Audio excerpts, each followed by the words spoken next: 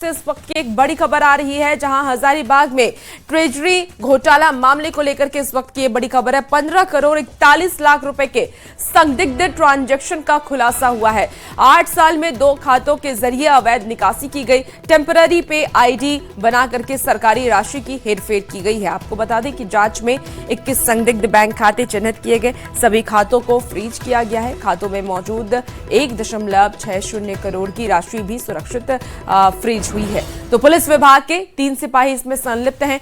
तीनों आरोपियों ने पूछताछ में कबूल कर ली है अपनी भूमिका और सभी आरोपी फिलहाल हिरासत में हैं। आपको बता दें कि न्यायिक प्रक्रिया अभी भी जारी है। पूरे नेटवर्क की जांच की जा रही है। जिला प्रशासन ने मामले को इस बात की जानकारी दी है। तो ज्यादा जानकारी के साथ न्यूज 18 संवाददाता सुशांत सोनी हमारे साथ सीधे फोन लाइन पर जुड़ गए। सुशांत, ट्रेजरी घोटाला मामले में 15 करोड़ से ज्यादा संदिग्ध ट्रांजैक्शन का खुलासा हुआ है और इसमें सरकारी जवानों की भी संलिप्तता बताई जा रही है। क्या कुछ कार्रवाई हो रही है? जी, आपको बता दें कि जिस तरीके से बोकारो जिले में ट्रेजरी मामला का जो घोटाला का बात सामने आया था, उसके बाद जो है हजारीबाग में भी कहीं ना कहीं जानकारी मिली। उसके बाद हजारीबाग पुलिस और जिला प्रशासन ने जो है वो सक्रिय भूमिका निभाते हुए एक टीम का गठन किया और उसके बाद जो है मामले का खुलासा किया। पूरे मामले की अगर बात करें तो हजारीबाग कोषागार से 15.41 करोड़ से भी अधिक रुपए का जो है वो संदिग्ध ट्रांजैक्शन का मामला है। और इस मामले में 3 जो है वो सिपाहियों को फिलहाल गिरफ्तार कर जो है न्यायिक हिरासत में भेज दिया गया। लेकिन मामले की अगर बात कर ले तो अभी भी जो है वो जिला प्रशासन के द्वारा गहनता से छानबीन की जा रही है। जी सुशांत, ये तीनों सिपाही की किस तरीके की संलिप्तता थी इस पूरे घोटाले में? कैसे ये काम करते थे? क्या कुछ उन्होंने बताया है? देखिए, फिलहाल तक की जो बातें सामने आ रही है कि कोषागार से जो है इन तीनों सिपाहियों का संबंध रहा है और काफी समय से संबंध रहा है और इन सब विषयों पर जांच करते हुए तीनों को जो है वो फिलहाल जो है गिरफ्तार किया गया। लेकिन अगर छानबीन की बात कर ले तो वो जो है उच्च स्तरीय जांच अभी भी जारी है। जी, पूरे नेटवर्क की जांच जारी है। क्या इसके पीछे कोई सिंडिकेट था? क्या कुछ और जानकारी उन सिपाहियों की तरफ से दी गई? देखिए, फिलहाल जिस तरीके से अगर हम बात कर ले, बोकारो में जो है एक ट्रेजरी घोटाला का मामला सामने आया, उसके बाद हजारीबाग में आया है, तो कहीं ना कहीं जो है जिस तरीके से अनुमान लगाया जा रहा है कि हो सकता है इसके पीछे कोई नेक्सस काम करता होगा। तो इन सब बिंदुओं पर भी जो है वो जिला प्रशासन गहनता से जांच कर रही है कि आखिर यह घोटाला जो है शुरुआत कैसे हुई और इतने बड़े अमाउंट का जो है कहीं ना कहीं घोटाला, कई तरह के सवाल भी अब खड़े करने लगे हैं। जी बिल्कुल सुशांत, तो देखिए 3 सिपाही की गिरफ्तारी हो चुकी है अब और को लेकर के लगातार छानबीन पुलिस की तरफ से की जा रही है। बहुत शुक्रिया सुशांत तमाम जानकारी के लिए।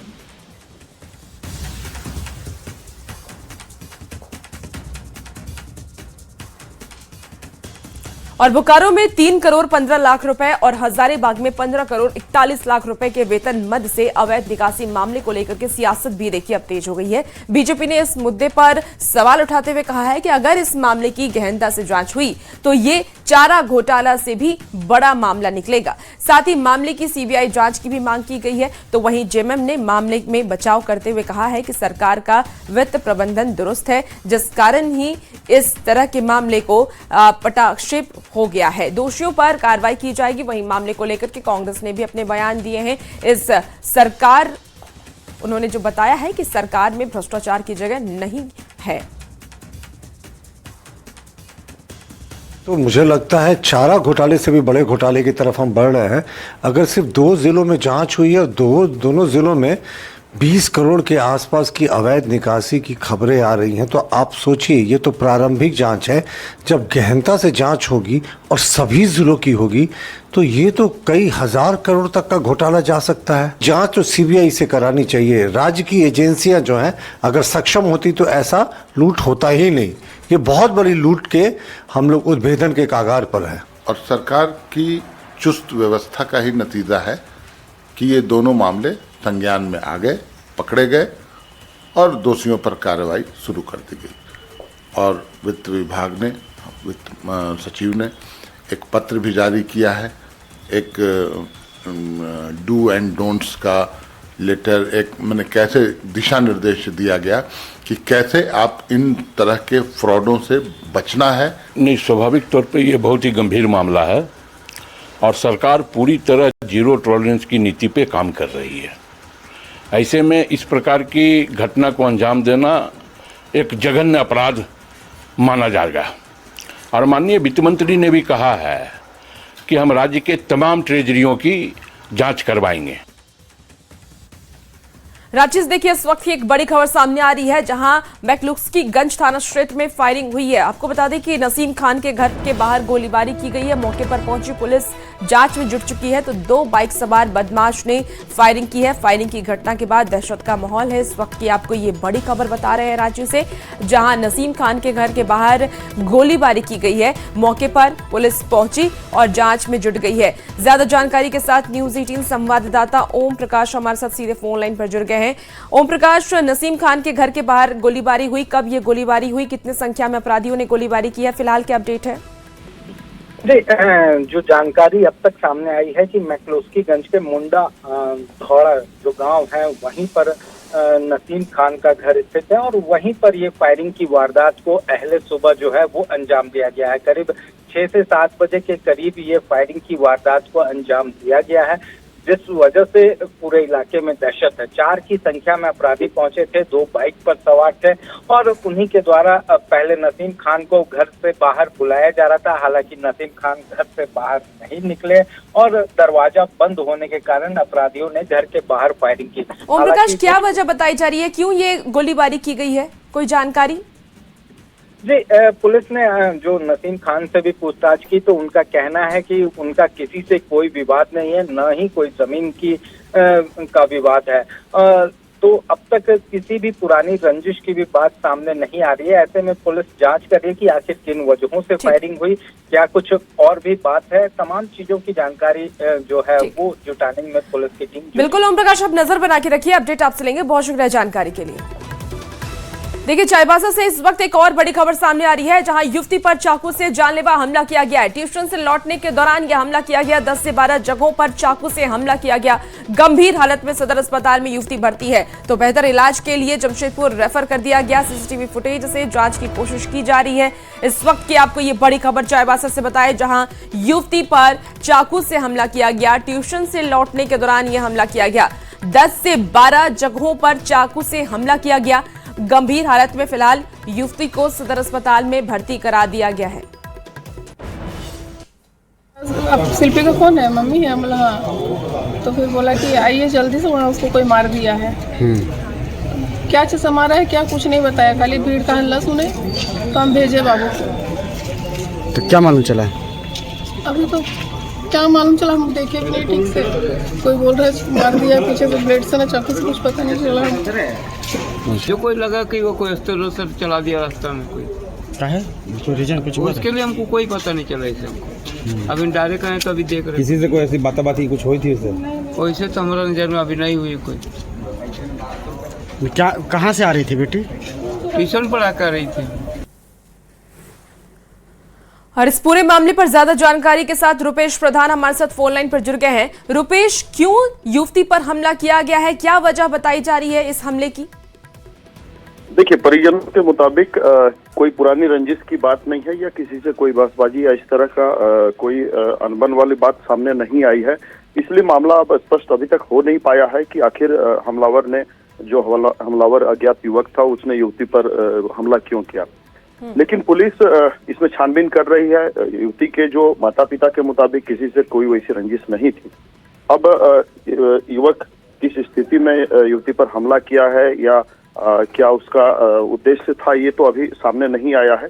लेकिन पुलिस छानबीन में इस पूरे मामले में लगी है और युवती को कल सदर अस्पताल में इलाज के बाद उसके शरीर में जैसे 10 से 12 जगहों में जख्म थे तो उसकी स्थिति को देखते हुए बेहतर इलाज के लिए जमशेदपुर से रेफर कर दिया गया। लेकिन अभी तक अपराधी तक पुलिस नहीं पहुंच पाई है और पुलिस का प्रयास है कि जैसे आसपास उस क्षेत्र में जो फुटेज है, सीसीटीवी है, उसके माध्यम से पुलिस प्रयास कर रही है कि अपराधी तक पहुंचने की। बिल्कुल रुपेश, आप नजर बना के रखिए और देखना होगा कि पुलिस की तरफ से कब तक गिरफ्तारी की जाती है। बहुत शुक्रिया जानकारी के लिए रुपेश।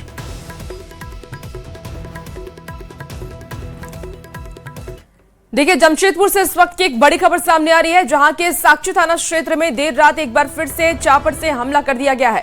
घटना के बाद इलाके में सनसनी फैल गई, लोगों के बीच डर का माहौल बना हुआ है। जानकारी के मुताबिक हमले में 2 युवक गंभीर रूप से घायल हो गए हैं। घटना के तुरंत बाद आसपास मौजूद लोगों ने घायलों को टीएमएच में भर्ती कराया जहां उनका इलाज जारी है। घटना के पीछे की असली वजह अब तक साफ नहीं हो पाई है। फिलहाल बता दें आपको कि पुलिस हर एंगल से जांच में जुटी हुई है। पुलिस ने आरोपियों की पहचान कर उन्हें जल्द गिरफ्तार करने के लिए छापेमारी शुरू कर दी है। और क्या क्या पता नहीं, क्या कुछ निकालने वाला मार देंगे, चापड़ काट देंगे, जो तो बोला। हम लोग बोले ठीक है, तो अमरजीत भैया बोला बचाना भाई, काहे की चाइन कर रहा तुम लोग, तब सामान लेना, सामान लेके जाओ। तो उसमें से एक जन गाली बक दिया अमरजीत भैया को। तो अमरजीत भैया बोला तुम क्या मेरा गाली बकेगा, तब तक गाली बका, अमरजीत एक थप्पड़ मारा उसको, तुम जा भाग यहाँ से, नशा किया वो, चल यहाँ से, कस्टमर मत खराब कर। तब तक उसी में लड़ाई झगड़ा हो गया। गिरिडीह से आपको इस वक्त की एक बड़ी खबर बताए, जहां महिला का अधजला शव बरामद किया गया है। मौके पर उमड़ी है ग्रामीणों की भारी भीड़। आपको बता दें कि पुलिस ने शव को कब्जे में लिया। महिला की हत्या की आशंका जताई जा रही है। इसके साथ ही हत्या कर शव जलाने की कोशिश की जा रही है। नारोटार जंगल से शव मिला। इस वक्त की आपको ये बड़ी खबर गिरिडीह से बताए, जहां महिला का अधजला शव बरामद हुआ। चलिए गुमला से आपको इस वक्त की एक बड़ी खबर बताते हैं, जहां पुलिस ने नशे के खिलाफ बड़ी कार्रवाई की है। पुलिस ने मुहिम के दौरान सिसई थाना क्षेत्र में एक साथ कई होटलों, ढाबों और रेस्टोरेंट पर धावा बोला है। आपको बता दें कि छापेमारी के दौरान पुलिस को करीब 2.5 किलो अफीम, 3 किलो गांजा बरामद हुआ। कार्रवाई में 3 बड़े नाम, जिसमें बलराम साहू शामिल हैं, उमेश साहू और कमल सिंह को हिरासत में लिया गया है। ये तीनों कोई मामूली लोग नहीं हैं, बल्कि इलाके के चर्चित होटल, ढाबा और रेस्टोरेंट के मालिक बताए जा रहे हैं। और ज्यादा जानकारी के साथ न्यूज 18 संवाददाता रुपेश भगत हमारे साथ फोन लाइन पर जुड़ गए हैं। रुपेश, 3 लोगों का नाम सामने आया है और तीनों बड़े लोग हैं, होटल, ढाबा और रेस्टोरेंट के मालिक हैं। कब से ये इस तरीके की तस्करी करते थे, नशे के ये लोग इसमें जुड़े हुए थे इस पूरे मामले में? जी, आपको बता दें गुमला पुलिस के द्वारा नशे के कारोबार के खिलाफ बड़ी कार्रवाई करते हुए 3 होटल और रेस्टोरेंट में छापेमारी की गई, जिसमें आपको बता दें करीब 2.5 किलो अफीम व 3 किलो अवैध रूप से जो गांजा है उसको जब्त किया गया है। साथ ही 3 बड़े जो चेहरे थे उनकी पुलिस के द्वारा गिरफ्तारी की गई। ये लोग कई वर्षों से लगातार अवैध होटल के आड़ में जो अवैध जो नशापान है उसका कारोबार कर रहे थे। पुलिस को लगातार सूचनाएं मिल रही थी, लेकिन पुलिस से जो ये तीनों आरोपी है वो हमेशा बचते हुए निकल रहे थे। लेकिन कल जब देर रात पुलिस ने होटल पर छापे मारा तो उस दौरान भी जो ये मालिक है होटल के संचालकों के द्वारा पुलिस को बहुत गुमराह करने की कोशिश की गई, लेकिन पुलिस ने बारीकी से पूरे मामले की छानबीन की। उस दौरान जो गांजा व अफीम है वो पुलिस ने जब्त किया, जिसके बाद तीनों जो व्यवसायी हैं उनको हिरासत में लेकर के पुलिस के द्वारा कितना गांजा और कितना अफीम जब्त किया गया है पुलिस की तरफ से? पुलिस के द्वारा इनसे करीब 2.5 किलो अफीम और 3 किलो गांजा बरामद किया गया है। जी ठीक है रुपेश, आप नजर बना के रखिए, अपडेट लेंगे। बहुत शुक्रिया जानकारी के लिए।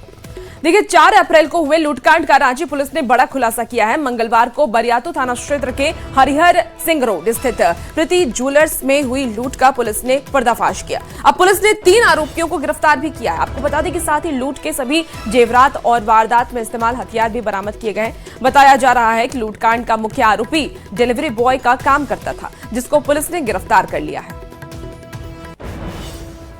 आज मॉर्निंग में ही सभी अपराधियों को आइडेंटिफाई कर लिया गया और सभी अपराधियों को आइडेंटिफाई करने के पश्चात जो मुख्य जो तीन ही लोग का इन्वॉल्वमेंट इसमें सामने आया और तीनों व्यक्ति जो हैं उनको गिरफ्तार कर लिया गया है। उनके पास से जो भी लूट में जो भी उन्होंने उस ज्वेलरी शॉप से लूट जो करी थी उसमें अराउंड सभी आइटम्स को पुलिस के द्वारा सक्सेसफुली रिकवर कर लिया गया है। खबर अब सरायकेला से आपको बताते हैं, जहां आदित्यपुर थाना क्षेत्र में एक महिला की दिन दहाड़े मारपीट का मामला सामने आया है, जिसका वीडियो सोशल मीडिया पर तेजी से वायरल हो रहा है। पीड़ित की पहचान संजू कुमारी के नाम से हुई है, जबकि मारपीट करने वाले युवक का नाम सुशांत सिंह बताया जा रहा है। ये तस्वीर भी आपको दिखा रहे हैं उस मारपीट की घटना। जब मारपीट की जा रही थी उस वक्त किसी ने मोबाइल कैमरे में इस सारी घटना को रिकॉर्ड कर लिया। घटना में महिला गंभीर रूप से घायल हो गई। जानकारी के मुताबिक आपको बता दें कि स्ट्रीट डॉग को खाना खिलाने को लेकर के विवाद हुआ। युवक के मना करने पर महिला नहीं मानी, जिससे कि आरोपी आक्रोशित हो गया और उसके साथ मारपीट करने लगा। घटना के बाद आपको बता दें कि पीड़ित महिला ने थाने में शिकायत भी दर्ज करा दी है और फिलहाल पुलिस मामले की जांच में जुट गई है। तो क्या अभी हम था कुत्ता अपने कुत्ता क्या ले रुकिए ना।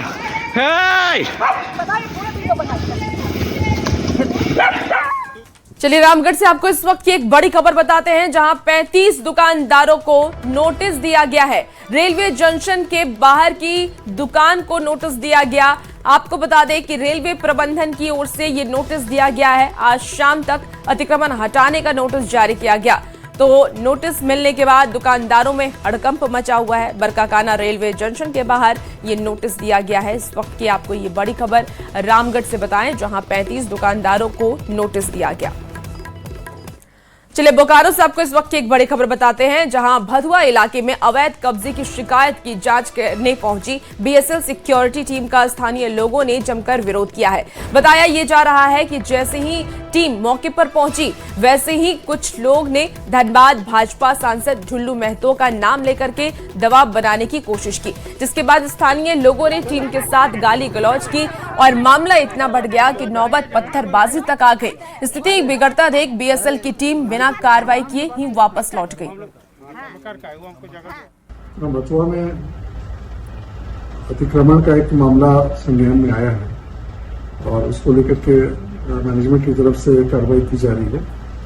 लगातार हमारी टीम वहां पे जाकर के साइट पर जाकर के वस्तु स्थिति का जायजा ले रही है और अब आगे जो भी उसमें लीगल एक्शन लेना है उसकी तैयारी की जा रही है।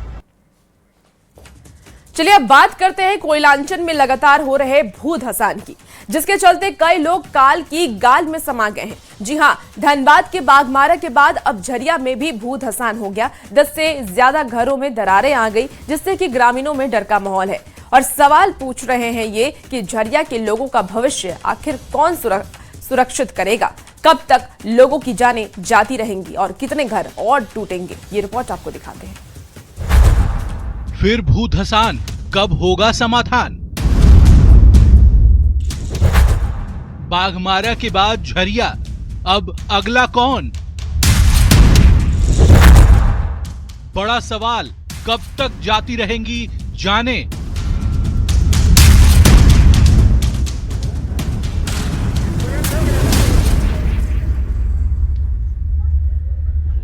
दरार वाले मकान, लोगों की भारी भीड़, स्थानीय लोगों की आवाज। हम कहां जाएं? सरकार कब तक चुप रहेगी? धीरे धीरे पहले सुबह में क्रैक हुआ और धीरे धीरे क्रैक बढ़ते चले गए। बढ़ते हुए पूरा क्रैक 3-4 घर में ले लिया है उधर लगातार से। किस तरह से? सामने ही है जो ऐसा हुआ, पूरा पूरा सारा घर, सारा रूम मतलब क्रैक कर गया। रहने लायक नहीं है? रहने लायक तो नहीं है। अचानक है तो ये है तो आप देखिए ना, सामने में है। हम तो कुछ जानते भी नहीं, हम लोग तो बड़ादार है। 31 मार्च को बाघमारा, 8 अप्रैल को झरिया। झरिया के बाद अब अगला कौन? ये सवाल इसलिए क्योंकि झरिया के कुल्ली धर्मनगर में भू धसान हुए, जिसमें एक घर पूरी तरह जमींदोज हो गया, जबकि 10 से ज्यादा घरों में दरारें आ गईं। दीवारों और फर्श पर लंबी लंबी दरारें दिखाई देने लगी हैं। जमीन फटने जैसा हो गया है, जिससे संभावित भू धसान का खतरा साफ नजर आने लगा है। यही वजह है कि लोगों की चिंता बढ़ गई है। घर में कोई था उस समय? घर में था, उसका भगनी था, वो थे और इनके लड़का लोग गया हुआ शादी में। आसपास में भी यार अगल बगल में धंसा है। टोटल आसपास बहुत पीछे चलिए, पीछे देखिएगा तो और जब धंसा हुआ लाइन से इधर पीछे, इधर पीछे। हालात को देखते हुए कई परिवार अपने घरों से सामान निकालकर सुरक्षित जगहों पर जाने लगे हैं। लोगों का कहना है कि अगर समय रहते कार्रवाई नहीं हुई तो बड़ा हादसा हो सकता है। अब हम लोग सामान निकाल के बाहर आने लगे, बच्चा बुच्चा हटाने लगे भाई। धीरे धीरे देख रहे बढ़ते जा रहा, दरार बढ़ते जा रहा। कितने लोग रहते हैं? 15 लोग रहते हैं। वहीं इस मामले को लेकर अब सियासी पारा भी हाई हो गया है। झरिया विधायक रागिनी सिंह ने बीसीसीएल पर लापरवाही के आरोप लगाए हैं। घर टूटे, लोग बेघर हुए और सवाल वही है कि आखिर कब तक झरिया के लोग इस खौफ में जीते रहेंगे? क्या लोगों की जिंदगी कोयला खदानों की आग में झोंक दी गई है? अवैध खनन और भूमिगत आग को रोकने में प्रशासन नाकाम है। क्या प्रशासन प्रभावित परिवारों को सुरक्षित और स्थायी घर दे पाएगा? अवैध खनन और भूमिगत आग पर कब लगेगी लगाम? न्यूज़ 18 के लिए धनबाद से संजय गुप्ता की रिपोर्ट।